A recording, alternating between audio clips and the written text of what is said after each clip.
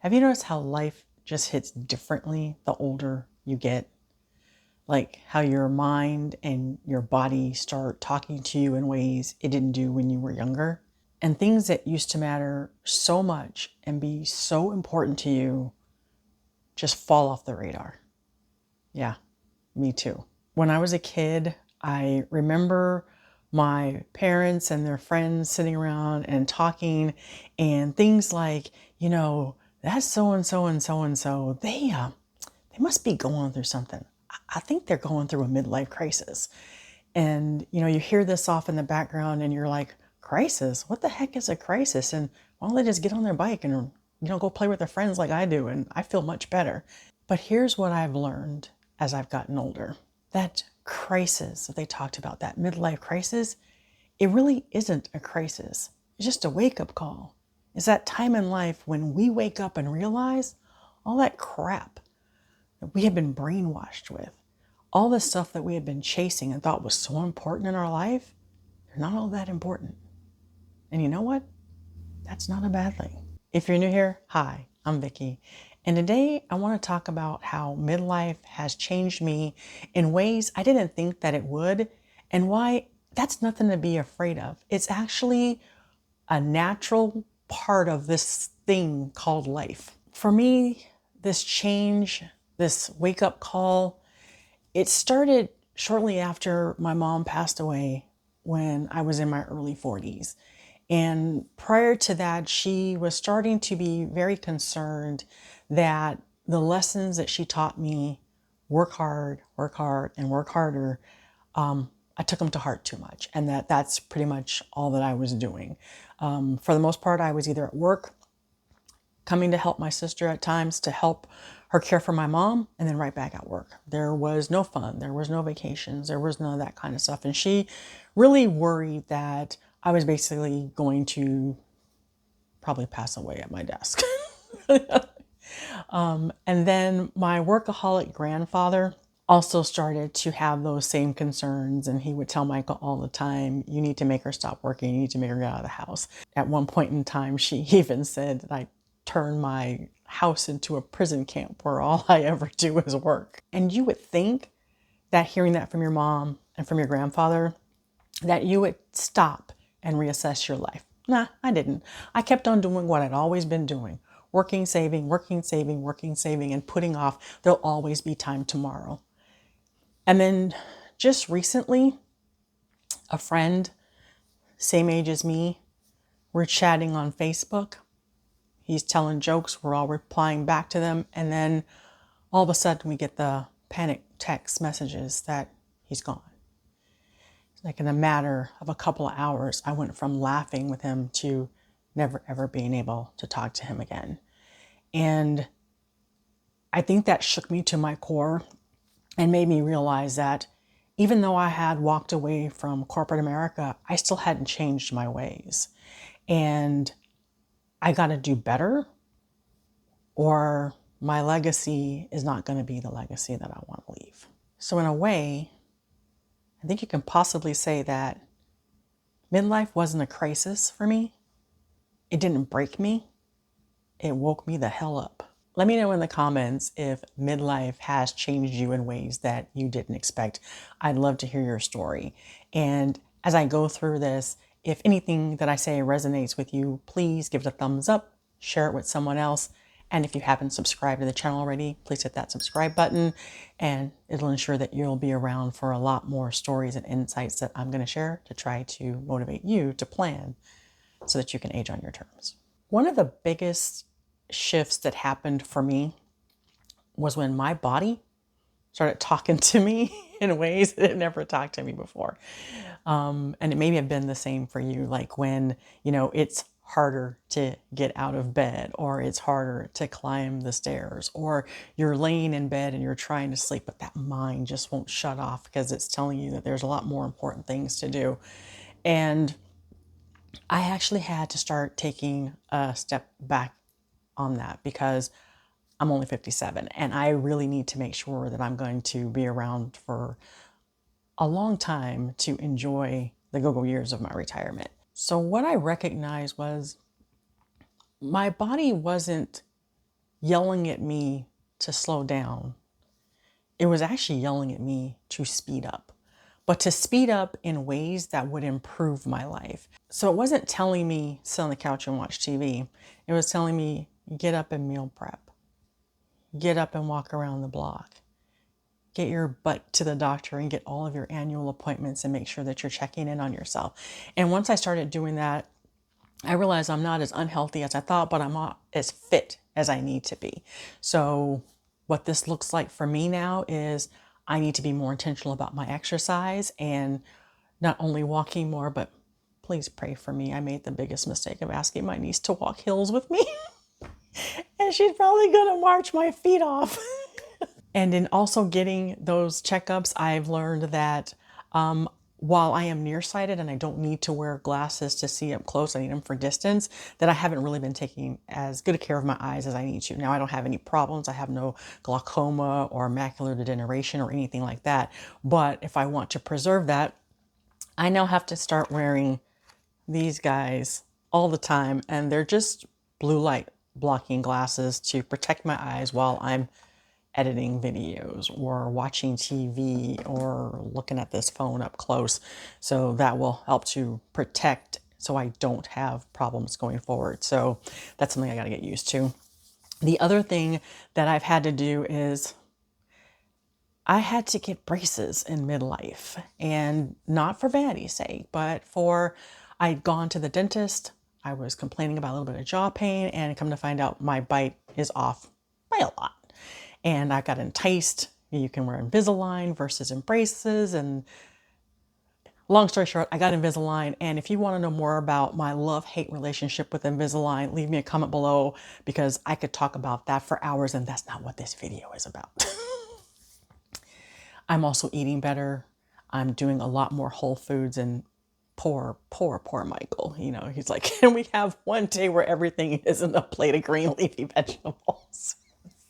I have to be more mindful that while I'm actually on this road that I don't kill him in the process. And the other thing is I've actually learned to sit with myself more. I'm journaling more. I'm meditating more, I'm reflecting more, and I'm going to leave a link to meditation with Marie, being able to start my day and end my day with her morning and evening meditations have been really great. One of these days, I'm going to actually have a whole hour to do one of her sleep meditations. The other way that midlife started to hit was in my early 40s. I started to really think about what success meant because I was starting to be in this tug of war between my values and my job. And I knew I needed my job to pay the bills and to save for retirement, but it was getting harder and harder and harder to do. And you would think that working from home and only having a 2-second commute, it would get easy. But there were some days when that 2-second walk to my home office felt like I was actually walking into the gas chamber. It was something that I really didn't want to do and I was really struggling with. So getting laid off, in that moment of getting laid off, I found myself wrestling with, yay, I don't have to do this anymore. Crap, I still got bills to pay. And if I jump back into the referrals and even some of the job offers that friends and colleagues were offering me, I was only trading one rat race for a different rat race with the same result.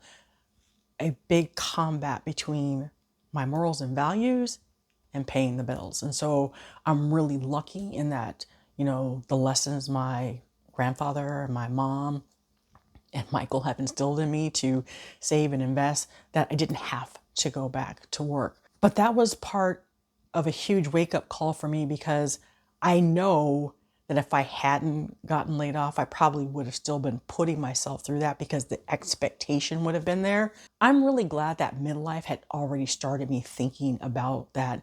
Just because I started on that trajectory, I don't need to be miserable. I can start to live my life with purpose and peace. And that's what I feel like I'm doing right now, that I'm now finally starting to move in the direction of the person I've always wanted to be instead of the person I thought I had to be. Another wake-up call and change for me was the way I found myself connecting with people. I no longer felt the need to try to compete to see who had the most friends on Facebook or who was going to the best parties or who had, friends in high places. That was no longer my focus anymore. I needed to take a step back and say, you know what? All these people in my life, what have they done for me lately? If they're draining me, if they're sucking me dry, if the only thing they ever have for me is criticism, why the heck do I need them around? If the only thing that they want to do is to be there to compare themselves to me, then why do I need them around? I think in the past, I used to think as people walked away from me that it was a reflection on me, but maybe it's more of a reflection on them. Maybe my time in their life was over, or maybe they realized they couldn't use me the way they needed to use me anymore, and that I was no longer the doormat for them that I used to be. And when people leave, I learned that reason, season, or lifetime concept. Let them go. I don't need this in my life. Everyone is not going to be walking on the same path as me at the same time as me, and that is perfectly okay. It doesn't mean that I need to chase after them and try to bring them back. Their time is over. It's time to move on, and it's time to surround yourself with the people who are there for you in good times and bad times. People who, when you don't have anything, still want to be there for you, and people who, when you have things, still want to give you things because they don't care that you have things. They just want to share life with you. So that's my biggest lesson with connections is I think I have better, deeper connections with the few people than I ever had with the thousands of people who call themselves my friend. And all my life, I think I've struggled with self-acceptance. One of them could be that being the youngest child. Another one could be the youngest child that came after three boys, because Lord, did they torment me and torture me and made me think that I was nothing because I was a girl. To the point where I remember one day my brother came home with a bass violin and I was intrigued by it. I wanted to know more about it.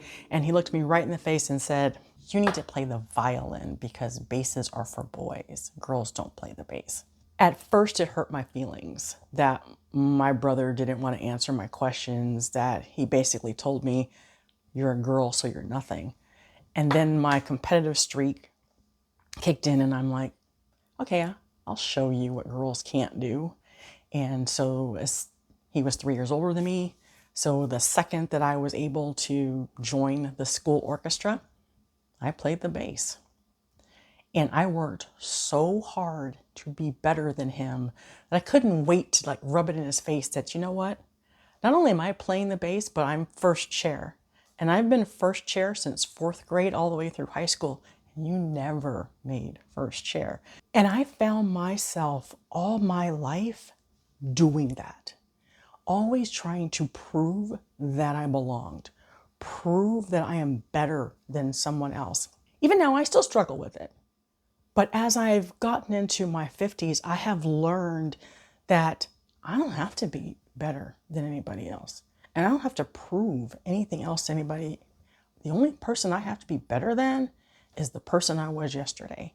And Michael will tell me all the time, you need to stop being so hard on yourself. You need to stop being so hard on yourself. And so I'm still a work in progress, but saying this out loud to you, it's the work that I have been doing over the last couple of months with myself, working on my own self-acceptance of me and knowing that I am enough.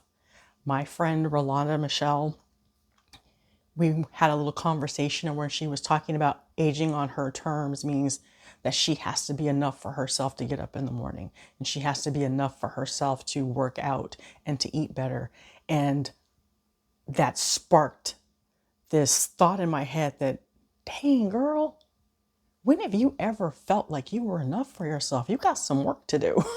And so journaling and meditating and reflecting, I have really been digging deep and figuring out if I'm going to have the best of my life for the rest of my life, I got to start accepting myself for who I am, flaws and all.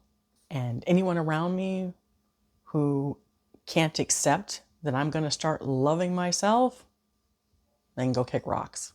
Again, this is me not having all the answers, but sharing the journey that I'm on and how freeing and empowering midlife has actually been is I'm actually learning that saying no is the sweetest thing I could ever do for myself. And saying no never came easy for me. Again, being the youngest child of 6, I didn't get to say no a lot. You pretty much, you chop to it. I know my parents were, silent generation and early baby boomers. And, you don't say no. You do everything that you're told. And being raised that way, and then seeing when saying, no, mom, I'm not going to do something, or no, dad, I'm not going to do something, the chaos that it caused, I learned to try to keep the peace. And so I never said no to keep the peace. And what I found was I became a people pleaser all throughout my career. And a lot of things that I did in my career, I did because someone else thought I was good at it. Someone else needed me to do something. And it wasn't anything that I ever really wanted to do. It was, I'm good at it, so I guess I should be doing it. Or so-and-so wants me on this project, so I guess I should do that project. But as I get older, I'm realizing that was people pleasing. Worst thing I could have ever done for myself, and learning how to say no. And even though I can't say no all the times right now because I am a caregiver, I have to be selective with my no's when it comes to that. But outside of my mother-in-law and what it takes to caregiving, I'm learning how to say it. It's like that Bugs Bunny thing. No. Nope, not going to do it. And you know what? I don't have to give a reason why. No is no, and that's it. You can't accept it. That's your problem, not mine. I don't need to defend my no to anybody. And also in this phase of life, I'm thinking about the type of legacy that I want to leave behind. And when I was younger, I always thought legacy meant how much money I'm going to leave somebody, or the heirloom that I'm going to leave someone. And in my 50s, monetary stuff has nothing to do with the legacy that I want to leave behind. I want to leave behind a world where I've helped people. I've touched people in ways that made them smile and feel heard, feel loved, feel seen, and not so much around material things. One of the things that I flash back on is like my grandfather, that I turned my home into a prison camp where all I do is work because I was working from home. So I basically never left it. But I don't want a legacy that says on my tombstone, all she ever did was work. I want a legacy that said I was a friend. I was a great sister. I shared all my pain and sorrow, and I kept other people from going through it. That's the legacy that I want to leave. A friend once gave me a gift when I became promoted to vice president. And at that particular moment, and this is really sad because this is probably the first time they're going to hear this too, is I wasn't all that proud of being promoted to vice president, because I knew that being in that role, I was really giving up a lot of what I really wanted to be. That I was becoming a corporate shill. I was going to have to spew the corporate propaganda that wasn't aligned to my values. Yeah, being a vice president of a corporate 5 company should have been something that I should have been super, super proud at. But it happened in my 40s.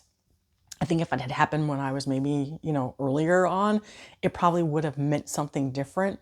But as I was starting to evolve and I was starting to change, I realized that that title didn't mean a crap. It was not my defining moment. And when I saw all these people patting me on the back and congratulating me and telling me how proud I should be, I felt this small that I wasn't happy about it. I felt like I was being ungrateful, that there would be others who would kill to have this position.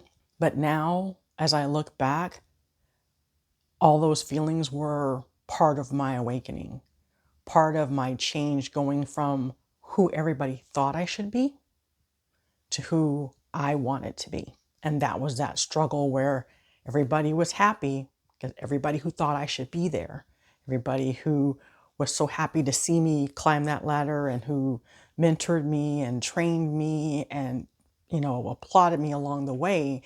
And yeah, you take that next rung. And I just wanted to do something that really helped people and really touched people's lives. And so even though this is the most challenging time of my life right now, being a caregiver to someone with dementia and, helping Michael through this tough time, I honestly do believe that being a caregiver is so much more rewarding and a much better legacy to leave behind than Vicky VP. So this midlife season has really been the wake-up call that I needed. It's reminding me to slow down. It's reminding me to be more mindful. And it's reminding me to really put my energy and power into things that I can change and into things that mean something to me. And honestly, I'm here for it all. Michael will be happy when I say this. Gone are the days where our vacations are dictated by a color-coded itinerary or I have to plan out every single second of every single day. Now we can slow travel and we can enjoy where we are, no plans, nothing to, take us away from just slowing down and enjoying the moment. Because yeah, I may never get to this spot again, but what's the point in rushing through it where I have no real memories of it and no real connection to where we've just been? And the other thing is I'm learning to give back, even if it's in the small ways, to leave this world in a better place than I left it, or to touch someone who needed to be touched in that day. Starting this YouTube channel to share my pain so other people know that they're not alone or can learn from what we're going through. It's also small things like supporting my city's annual backpack drive so the kids in my neighborhood have the tools that they need to succeed in school. It's giving back to the veterans associations that helped my brother with his PTSD when he came back from serving his country in the Gulf Wars and other places that he couldn't tell us that he'd been, but we could see how different he was when he came back. So he saw some stuff. And, towards the end of my grandfather's life, he finally told us some of the stuff that he saw, and he stuffed it and went on with his life. And I'm forever grateful that my brother actually sought help and there was help here for them. So, and it wasn't help through our government. It was actually help through private donations and things like that. And so I carry on that legacy in my brother's name to help other families have their loved ones be able to get the same kind of care and attention that my brother got. It's also supporting Meals on Wheels. They didn't just drop off meals to my in-laws when we were first going through this crazy phase and still not knowing what we know about their conditions now and still not being able to insert ourselves to try to get them the help they needed. But that was one step that we were able to start with them. We gave them Meals on Wheels as a gift. They'll take a gift. And Meals on Wheels, not only just dropping off the meals, but checking on them for us and telling us what they see and what they've observed and giving us other resources that could help us through this time of becoming new caregivers and trying to be trustees. So, I give back in money and time because these people have touched me in ways that, I never imagined that people could have that much love and compassion. And I want to be able to pay that forward. This is definitely my time to show up differently and more deliberate. So if you're in your 40s and in that midlife bubble and life starts to hit different, don't fight it, accept it. Because it's not the crisis that we've been taught that it is. It is not that time where we're breaking down and we don't have much time to live, so we're losing our minds. It really is that time to slow down and wake up. And I'll get your life aligned in the way that you want it to be, not in the way that others have dictated it for you. Because it's not about how much time that we have left. It's about what we do with that time that we have left. And at this point in our lives, we deserve for that time to be spent exactly the way we want it to be spent, in ways that enrich us, fulfill us, and make us happy. If you'd like to know more about how the reason, season, or lifetime concept changed me, check out this video here. And thank you so much for watching, and I'll see you over there.